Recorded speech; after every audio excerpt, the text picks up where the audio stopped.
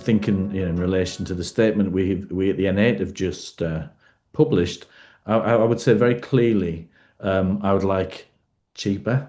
You can't hide away from the fact that the sector in the UK and beyond is going through a real challenge. We can't pay what we have paid in the past, and we need it to be more flexible in terms of what we can include and what we can't include, and what we both subscribe to read and what we can publish and how we can publish. We have to move away from the concept of prestige titles. That feels such an old-fashioned concept, and we talk about it as being old-fashioned and unnecessary, but we're not very good at actually living it. So I would really like to see us move away from the idea of a prestige title. I also think, and I'm very passionate about institutions and universities as places of experimentation, and so I'd love to see more coming from within institutions to develop new publishing models, and to think quite radically about what we do. So that for me is the features I'd like to see in a sustainable scholarly publishing model, looking to the future.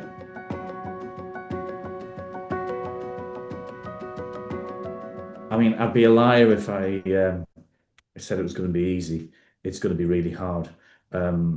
It has been really hard. We wouldn't be where we are if it was easy. We've been through at least a generation of struggle to look from how we can move away from it. But equitable has to include cheaper, has to not involve double dipping, and a recognition of how much universities contribute to the process free of charge, and how much we traditionally have given away. Publishers genuinely need to understand that the world we're living in now is not the world that they're used to, and there is much less money in the system, and it's only going to get less as we move forward. I also think one of the challenges is that we have provided over the last 30 years a bit of a sugar rush to researchers and academics and the availability of content, and that's something we can't do anymore. We can't give them everything immediately, and that's going to be different. But I am conscious we can't just get everything in the way we have in the past. So we need to think differently, both in terms of the university and in terms of the publishers.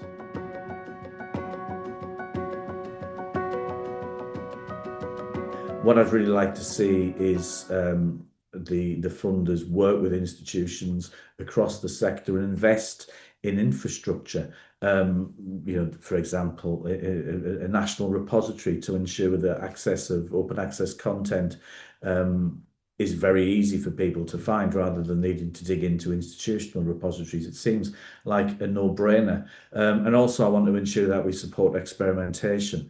I think there's so many opportunities that universities and funders can do to work together. This is a great example of experimentation. This statement, it's about doing things differently, and stating that as an aim. I think we can build on that and do actually some work. My colleague Elaine Sykes, head of open research, always talks about presenting leadership in libraries, and I think we need to be much more proactive of demonstrating that leadership and bringing change, and part of that is to think differently about how we present content and how we develop new ideas. It shouldn't be just on the part of the publisher.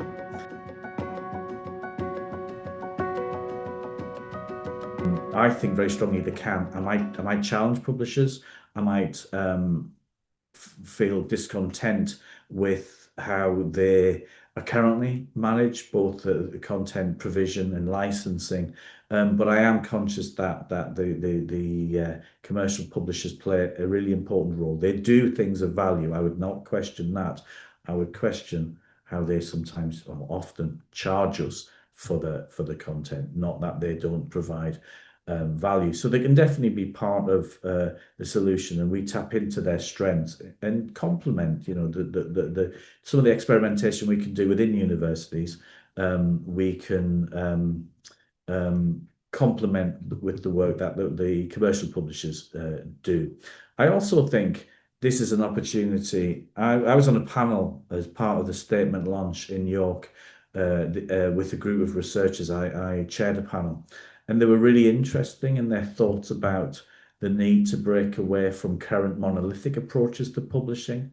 So, although I think commercial publishers will play a part, I think this should all give us an opportunity to rethink what scholarly outputs look like and how we can reach the broadest base of our communities in ways that traditional methods of publishing just don't.